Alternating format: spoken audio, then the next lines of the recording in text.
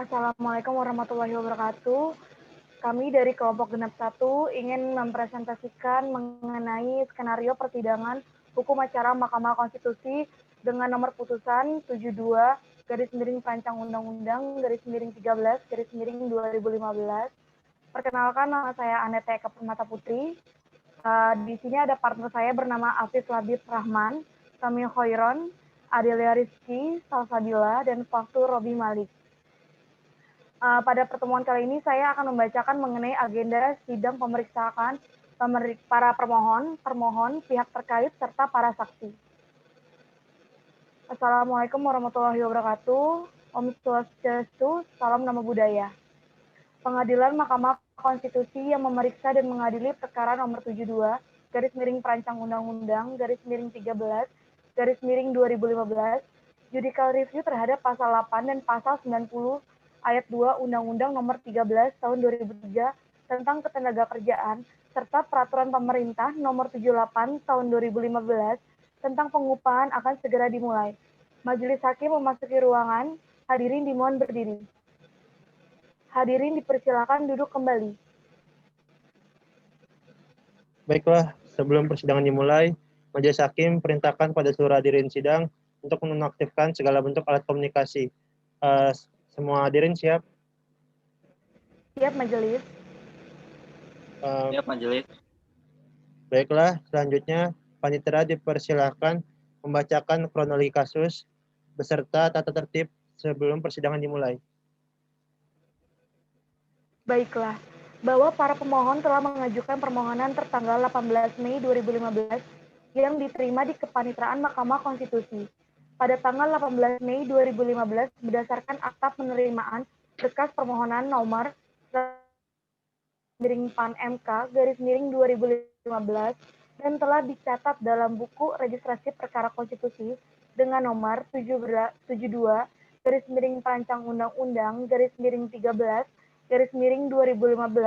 pada tanggal 3 Juni 2015 yang telah diperbaiki dengan perbaikan permohonan tertanggal 30 Juni 2015 yang menguji undang-undang terhadap Undang-Undang Dasar Negara Republik Indonesia tahun 1945. Selanjutnya, bahwa pemohon 1 adalah perorangan warga negara Republik Indonesia yang merupakan pekerja dan pengurus organisasi serikat buruh yang mempunyai kepedulian yang tinggi untuk memperjuangkan kepentingan buruh atau pekerja sebagaimana tujuan pendirian organisasi yang diatur dalam anggaran dasar atau rumah tangga yang telah tercatat di Suku Dinas Tenaga Kerja dan Transmigrasi Kota Administrasi Jakarta Timur dengan nomor 48-D-D-2001 tanggal 8 Mei 2001. Pada umumnya dan khususnya di organisasi yang mereka pimpin bagi terpenuhnya perlindungan dan penegakan keadilan sosial, hukum, hak, dan hak asasi manusia. Selain itu, bahwa pemohon 2 adalah perorangan warga negara Republik Indonesia yang pernah menjadi pekerja dan pengurus organisasi serikat buruh yang mempunyai kepedulian yang tinggi untuk memperjuangkan kepentingan buruh atau pekerja sebagaimana tujuan pendirian organisasi yang diatur dalam anggaran dasar atau anggaran rumah tangga yang telah tercatat di Dinas Ketenagakerjaan pada tanggal 18 Juli 2005. Bahwa para pemohon juga merupakan pihak yang memiliki hak konstitusional yang diberikan oleh pasal 28D ayat 2 Undang-Undang Negara Republik Indonesia tahun 1945, yaitu berhak untuk bekerja serta mendapatkan imbalan yang perlakuan adil dan layak dalam hubungan kerja. Bahwa berdasarkan syarat-syarat sebagaimana yang sudah merupakan jurisprudensi tersebut, maka para pemohon merupakan pihak yang memiliki hak konstitusional yang diberikan oleh pasal 28E ayat 5 Undang-Undang 1945, yaitu sebagai kelompok orang yang mempunyai kepentingan yang sama di dalam serikat buruh. Para pemohon juga memiliki hubungan sebab dan akibat atau klausal verbal antara kerugian konstitusional dengan akibat hukum dari pernyataan tidak berlakunya ketentuan undang-undang akuo yang dinamakan diuji. Bahwa berdasarkan kualifikasi dan syarat tersebut di atas, maka para pemohon sebagai sekelompok orang warga negara Indonesia yang mempunyai kepentingan yang sama di dalam sebuah organisasi serikat buruh untuk memperjuangkan kesejahteraan anggota dan keluarganya yang dirugikan hak-hak konstitusionalnya atau setidak-tidaknya berpotensi dirugikan akibat berlakunya pasal 90 ayat 2 Undang-Undang Nomor 13 Tahun 2003 tentang Ketenagakerjaan, bahwa dengan demikian para pemohon dalam kedudukannya sebagai pemimpin serikat buruh dan pekerja sebagai kumpulan sekelompok orang yang mempunyai kepentingan yang sama, memiliki kedudukan hukum untuk memperjuangkan hak dan kepentingan buruh yang telah sesuai dan memenuhi ketentuan yang berlaku sebagai pemohon dalam pengujian Undang-Undang AKUO terhadap Undang-Undang Negara Republik Indonesia tahun 1945. Sebelum sidang dimulai, ada beberapa hal yang akan saya sampaikan mengenai tata tertib persidangan sesuai dengan Peraturan Kementerian Kehakiman Nomor M.UM.01.06 Tahun 1983, yaitu 1. Pada saat majelis hakim memasuki dan meninggalkan ruang sidang, semua yang hadir berdiri untuk menghormati. Selama sidang berlangsung, pengunjung sidang harus duduk dengan sopan dan tata tertib di tempatnya masing-masing dan memelihara ketertiban. Dalam ruang sidang, pengunjung sidang dilarang makan, minum, merokok, membaca koran, dan melakukan tindakan yang dapat mengganggu jalannya sidang. Yang ketiga, dalam ruang sidang, siapapun wajib menunjukkan sikap hormat kepada pengadilan.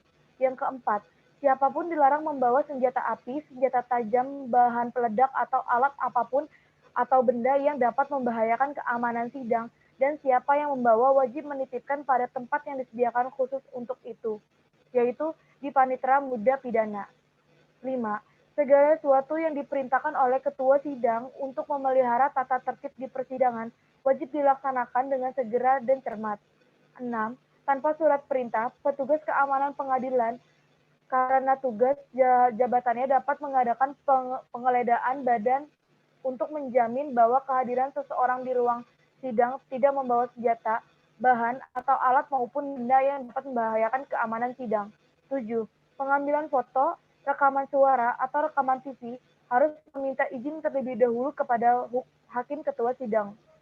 Yang terakhir, siapapun di sidang pengadilan bersikap tidak sesuai dengan martabat pengadilan dan tidak mentaati tata tertib persidangan, dan setelah hakim ketua sidang memberi peringatan, maka tetap melanggar tata tertib tersebut, maka atas perintah hakim ketua sidang yang bersangkutan dikeluarkan dari ruang sidang, dan apabila pelanggar tata tertib dimaksud bersifat suatu tindak pidana, tidak mengurangi kemungkinan akan dilakukan penuntutan terhadap pelakunya.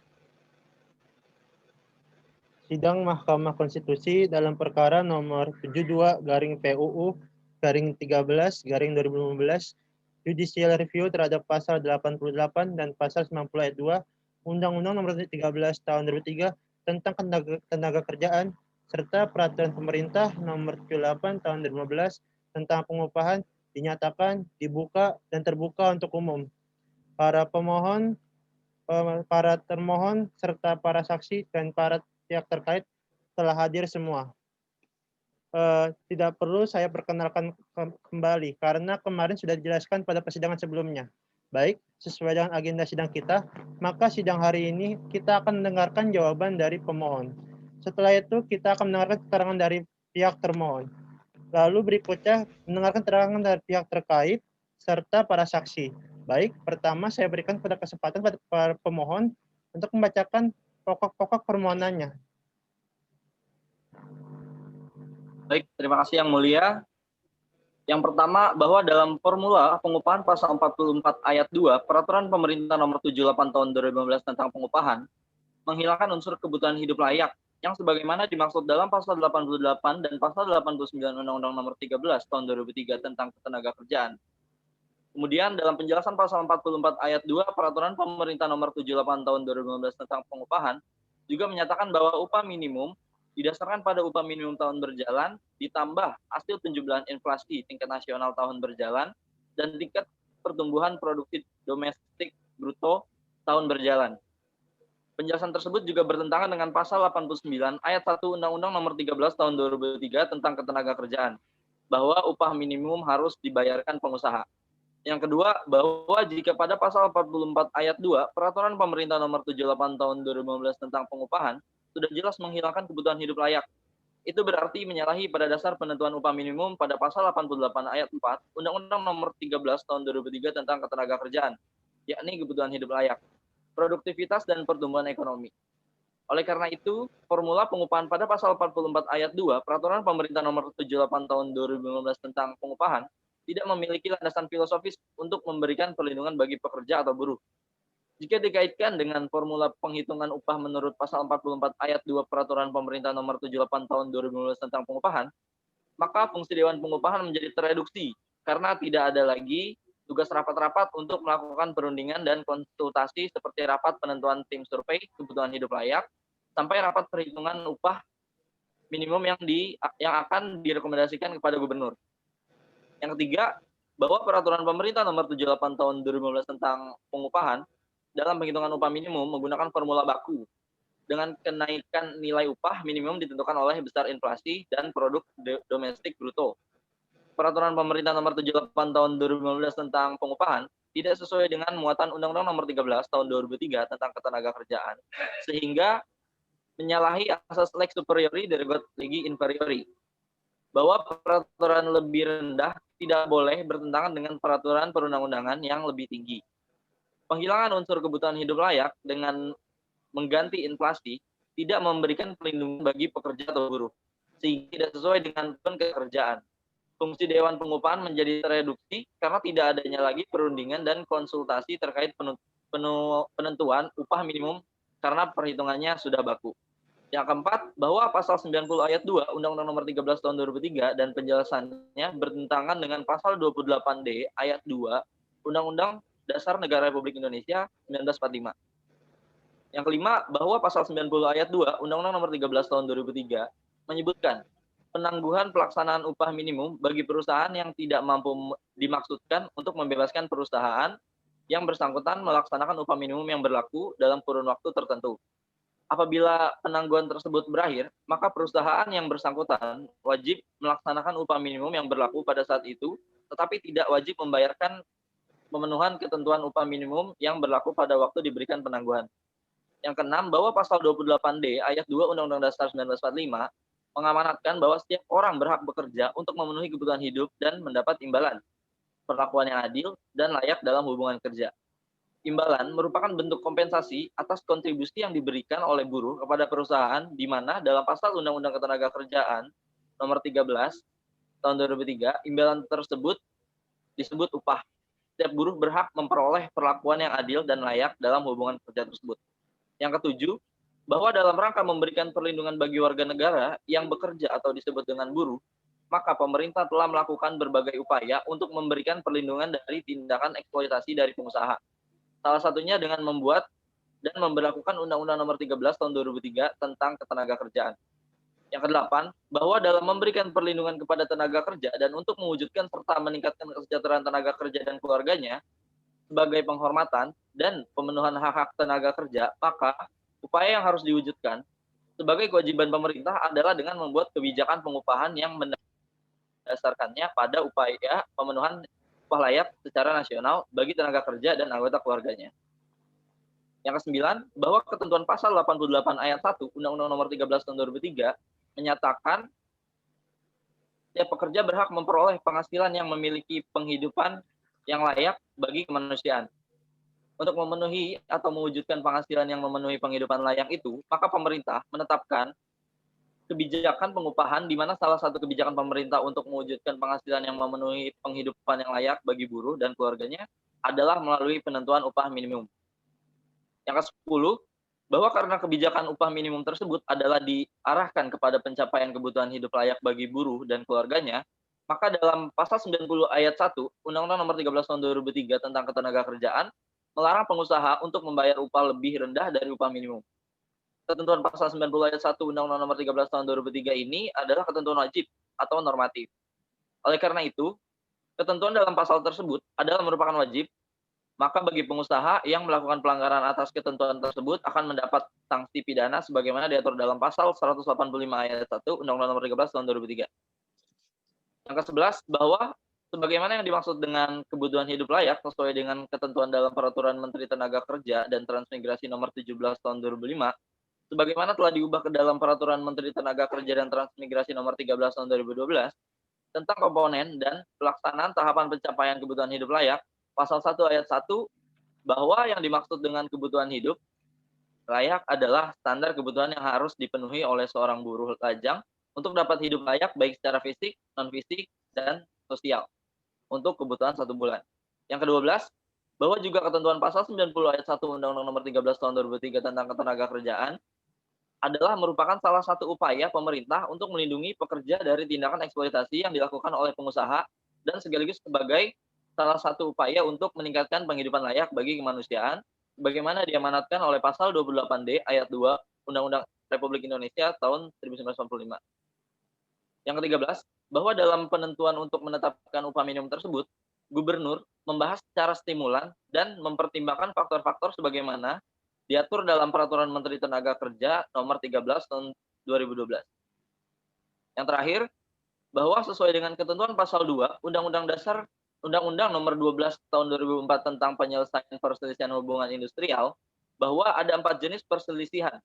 Apabila timbul perselisihan hak antara pekerja dan pengusaha atas penangguhan pelaksanaan upah minimum, bukan lagi menjadi putusan PHI, tetapi sengketa beralih ke PT UN. Seiring dengan terbitnya KTUN dalam bentuk keputusan penangguhan upah, dengan demikian, ketentuan pasal 88 dan pasal 90 ayat 2 Undang-Undang Nomor 13 Tahun 2003 dan penjelasan pasal 90 ayat 2 Undang-Undang Nomor 13 Tahun 2003 serta Peraturan Pemerintah Nomor 78 Tahun 2015 pasal 44 tersebut bertentangan dengan pasal 28D ayat 2 Undang-Undang Dasar 1945 karena buruh tidak mendapat apa yang menjadi hak normatifnya untuk kehidupan yang layak sebagai buruh sebagaimana yang diatur dalam pasal 28D ayat 2 Undang-Undang Dasar 1945 tersebut. Sekian, majelis. Baik, terima kasih kepada pihak pemohon. Selanjutnya kepada pihak termohon untuk membacakan jawabannya. Baik, sudah siap Yang Mulia. Izinkan saya untuk membacakan jawabannya. Silakan. Bahwa dalam formula pengupahan pasal 44 ayat 2 Peraturan Pemerintah Nomor 78 Tahun 2015 tentang pengupahan sudah tepat yang sebagaimana dimaksud dalam pasal 88 dan pasal 90 Undang-Undang Nomor 13 Tahun 2003 tentang Ketenagakerjaan. Kemudian dalam pasal penjelasan 44 ayat 2 Peraturan Pemerintah Nomor 78 2015 tentang pengupahan juga menyatakan bahwa upah minimum didasarkan pada upah minimum tahun berjalan ditambah hasil penjumlahan inflasi tingkat nasional tahun berjalan dan tingkat pertumbuhan produk domestik bruto sudah tepat frasa tersebut. Yang kedua, bahwa termohon menanggapi formula pengupahan pada pasal 44 ayat 2 Peraturan Pemerintah Nomor 78 Tahun 2015 tentang pengupahan menurut termohon memiliki landasan filosofis untuk memberikan perlindungan bagi pekerja atau buruh dan tidak menghapuskan fungsi Dewan Pengupahan karena masih terlaksananya rapat Dewan Pengupahan sampai saat ini. Dan yang ketiga, bahwa ketentuan pasal 88 ayat 1 Undang-Undang Nomor 13 Tahun 2003 menyatakan setiap pekerja berhak memperoleh penghasilan yang memenuhi penghidupan yang layak bagi kemanusiaan. Menurut termohon, frasa tersebut sudah tepat karena frasa tersebut dijadikan acuan berkenaan dengan pendapatan kebijakan pengupahan, di mana salah satu kebijakan kami pemerintah Indonesia untuk mewujudkan penghasilan yang memenuhi penghidupan yang layak bagi buruh dan keluarganya adalah melalui penentuan upah minimum. Yang keempat, bahwa pasal 90 ayat 2 Undang-Undang Nomor 13 Tahun 2003 menyebutkan penangguhan pelaksanaan upah minimum bagi perusahaan yang tidak mampu dimaksudkan untuk membebaskan perusahaan yang bersangkutan melaksanakan upah minimum yang berlaku dalam kurun waktu. Menurut termohon, frasa ini sudah tepat dan penjelasannya dalam pasal tersebut tidak sama sekali bertentangan dengan pasal 28D ayat 2 Undang-Undang 1945, sehingga menurut termohon terhadap pasal tersebut tidak perlu diganti atau dirubah. Dan yang terakhir, bahwa dengan demikian termohon berpendapat dalam jawabannya pasal 88 dan pasal 90 ayat 2 Undang-Undang Nomor 13 Tahun 2003 dan penjelasan ayat pasal 90 ayat 2 Undang-Undang Nomor 13 Tahun 2003 serta PP Nomor 78 Tahun 2015 pasal 44 tersebut tidak sama sekali bertentangan dengan pasal 28D ayat 2 Undang-Undang 1945 karena buruh sudah mendapatkan apa yang menjadi hak normatifnya, sehingga dengan rasa hormat termohon menolak atas perubahan frasa tersebut. Terima kasih Yang Mulia. Baik, termohon selanjutnya kepada pihak terkait untuk menyampaikan dan membacakan jawabannya. Siap Yang Mulia. 1. Bahwa menurut kami dari DPR sebagai pembuat peraturan menyatakan terhadap formula pengupahan pasal 44 ayat 2 Peraturan Pemerintah Nomor 78 Tahun 2015 tentang pengupahan sudah tepat untuk disahkan karena menurut kami pasal tersebut telah berlandaskan asas kemanusiaan sebagaimana dimaksud dalam pasal 88 ayat 1 Undang-Undang Nomor 13 Tahun 2003 tentang ketenagakerjaan. Kemudian dalam penjelasan pasal 44 ayat 2 Peraturan Pemerintah Nomor 78 Tahun 2015 tentang pengupahan menyatakan bahwa upah minimum didasarkan pada upah minimum tahun berjalan ditambah hasil penjumlahan inflasi tingkat nasional tahun berjalan dan tingkat pertumbuhan produk domestik bruto sudah tepat untuk disahkan. 2. Bahwa kami dari DPR sebagai pihak terkait menanggapi formula pengupahan pada pasal 44 ayat 2 Peraturan Pemerintah Nomor 78 Tahun 2015 tentang pengupahan menurut kami sudah benar dan tidak perlu dipermasalahkan lagi karena tidak menghapuskan fungsi Dewan Pengupahan di mana masih terlaksananya rapat Dewan Pengupahan sampai saat ini. Yang ketiga, bahwa terhadap ketentuan pasal 88 ayat 1 Undang-Undang Nomor 13 Tahun 2003 menyatakan setiap pekerja berhak memperoleh penghasilan yang memenuhi penghidupan yang layak bagi kemanusiaan. Menurut kami pihak terkait, frasa tersebut sudah tepat dan tidak ada yang salah karena frasa tersebut dijadikan acuan berkenaan dengan penetapan kebijakan pengupahan di mana salah satu kebijakan pemerintah dan juga komitmen kami dari DPR untuk mewujudkan penghasilan yang memenuhi penghidupan yang layak bagi buruh dan keluarganya. Yang keempat, bahwa terhadap pasal 90 ayat 2 Undang-Undang Nomor 13 Tahun 2003 menyebutkan penangguhan pelaksanaan upah minimum bagi perusahaan yang tidak mampu dimaksudkan untuk membebaskan perusahaan yang bersangkutan melaksanakan upah minimum yang berlaku dalam kurun waktu. Menurut kami pihak terkait, frasa ini sudah tepat dan penjelasannya dalam pasal tersebut tidak sama sekali bertentangan dengan pasal 28D ayat 2 Undang-Undang 1945. Sehingga menurut kami terhadap pasal tersebut tidak perlu dilakukan perubahan. Yang kelima, bahwa dengan demikian, kami dari DPR sebagai pihak terkait berpendapat dalam jawabannya bahwa pasal 88 dan pasal 90 ayat 2 Undang-Undang Nomor 13 Tahun 2003 dan penjelasan 90 ayat 2 Undang-Undang Nomor 13 Tahun 2003 serta PP Nomor 78 Tahun 2015 Pasal 44 tersebut tidak sama sekali bertentangan dengan pasal 28D ayat 2 Undang-Undang 1945 dan sependapat dengan termohon karena buruh sudah mendapat apa yang menjadi hak normatifnya, sehingga dengan rasa hormat pihak terkait menolak atas perubahan tersebut. Sudah cukup Yang Mulia, terima kasih. Baik, terima kasih atas keterangan pihak terkait. Sesuai dengan agenda kita sekarang adalah mendengarkan keterangan dari para saksi. Selanjutnya, pemohon 1, bagaimana saksi dari pemohon 1, apakah sudah siap?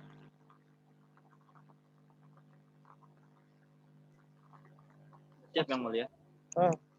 Begitu ya. Terima kasih. Baik, saya panggil untuk maju ke depan untuk dan bersumpah. Ajeng Sukmara Sudiana, menurut undang-undang, sebelum memberikan kesaksian, saudara saksi harus disumpah terlebih dahulu. Saudara ikuti kata-kata saya berikut ini. Saya bersumpah bahwa saya sebagai saksi dalam perkara ini akan memberikan keterangan yang sebenarnya dan tiada lain dari yang sebenarnya. Silakan.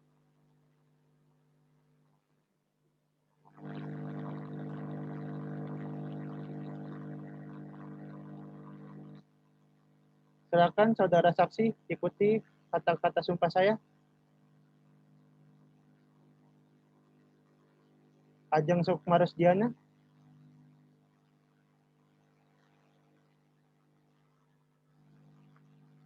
Ajeng Sukmara Sudiana. Silakan dibacakan sumpahnya. Ya.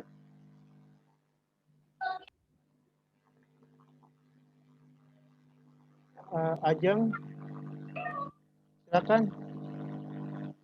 Saya bersumpah bahwa saya sebagai saksi dalam perkara ini akan memberikan keterangan yang benar dan tidak lain dari yang sebenarnya. Baik, terima kasih Saudara Ajeng Sukmarusdiana. Silakan Saudara Ajeng Sukmarusdiana jelaskan identitas saudara terlebih dahulu. Silakan. Perkenalkan, nama saya Ajeng Sukmarusdiana, tempat tanggal lahir di Bogor, saya berumur 21 tahun, dengan jenis kelamin perempuan, berkewarganegaraan Indonesia, alamat di Jalan Bojonggede nomor 10 Kabupaten Bogor, agama Islam dan pekerjaan sebagai buruh. Baik, Saudara saksi jelaskan secara singkat apa yang menjadi permasalahan saudara saksi. Silakan. Baik, saya jelaskan.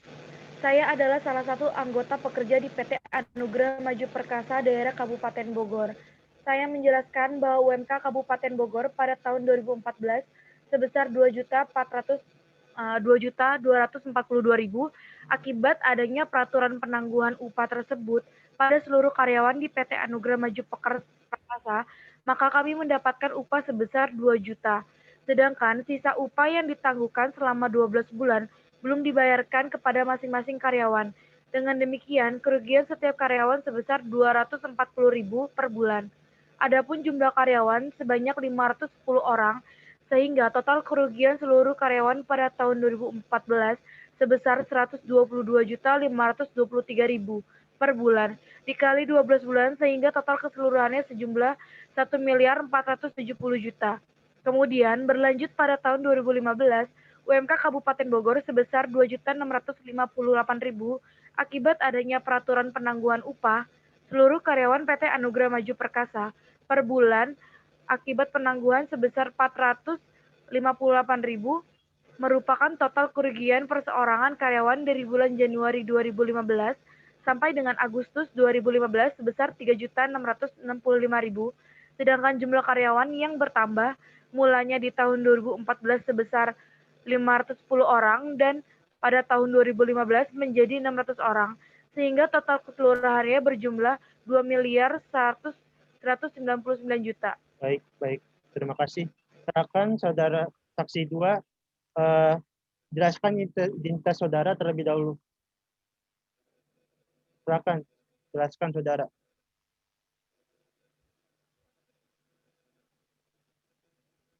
Saudara saksi 2 langsung jelaskan identitas saudara. Oke, nama saya Agus Setianto, tempat tanggal lahir Jakarta, umur 21 tahun, jenis kelamin laki-laki dan berkewarganegaraan Indonesia. Saya tinggal di Jalan Perumahan Permai Hijau nomor 9 Kota Tangerang, beragama Islam dan pekerjaan saya sebagai buruh. Silakan jelaskan permasalahan saudara dalam pekerjaan saudara secara singkat. Terima kasih. Ya Pak Hakim, saya jelaskan saya adalah salah satu anggota pekerja di PT UFU daerah Tangerang. Saya jelaskan bahwa pada tahun 2014 UMK Kota Tangerang adalah 2.444.000, namun PT UFU menangguhkan dan memberi upah sebesar Rp2.050.000 selama 12 bulan, sehingga saya dan kawan-kawan mengalami kerugian per bulannya Rp390.000. Dikali 12 bulan menjadi Rp5.432.000.000. PT UFU sendiri memiliki karyawan 1.500 dan kerugian per tahunnya mencapai Rp8.148.000.000. Dan selama PT UFU diberikan kesempatan dalam penangguhan upah, PT UFU penyalahgunakan dan tidak membayarkan sisa yang ditangguhkan. Namun tahun sebelumnya, yaitu pada tahun 2013, PT UFU menangguhkan upah yang pada saat itu UMK di Kota Tangerang sebesar Rp2.200.000 dan PT UFU membayarkan upah per bulannya dengan jumlah yang berbeda-beda. Pada bulan Januari 2015 membayarkan upah sebesar Rp1.380.000 dan pada bulan Februari sebesar Rp1.550.000, sedangkan pada bulan Mei membayarkan upah Rp1.700.000, sehingga kerugian yang saya dan karyawan lain alami selama 12 bulan karena PT UFU sendiri menangguhkan upah per orangnya adalah Rp6.800.000 yang dikalikan 12 bulan menjadi Rp10.270.000.000. Terima kasih. Apakah saudara saksi 2 masih mengalami kesulitan secara finansial? Iya, Yang Mulia. Baik, terima kasih atas keterangan saudara saksi 2. Selanjutnya agenda adalah kesimpulan dari masing-masing pihak. untuk pihak pemohon, pihak termohon, dan serta para pihak terkait maupun para saksi untuk memberikan kesimpulannya pada majelis hakim, yang mana kesimpulan ini akan menjadi bahan pertimbangan majelis hakim dalam rapat pemusyawaratan majelis hakim. Dengan ini sidang akan ditunda untuk majelis hakim melaksanakan rapat pemusyawaratan majelis hakim. Dengan dilanjutkannya pada tanggal 25 Januari 2021 dengan agenda pembacaan putusan. Dengan ini sidang ditunda dan ditutup. Pengadilan Mahkamah Konstitusi yang memeriksa dan mengadili perkara nomor 72/Pancang Undang-Undang /13/2015. Judicial review terhadap pasal 88 dan pasal 90 ayat 2 Undang-Undang nomor 13 tahun 2003 tentang ketenagakerjaan serta peraturan pemerintah nomor 78 tahun 2015 tentang pengupahan dinyatakan selesai. Majelis hakim meninggalkan ruangan. Hadirin dimohon berdiri. Terima kasih.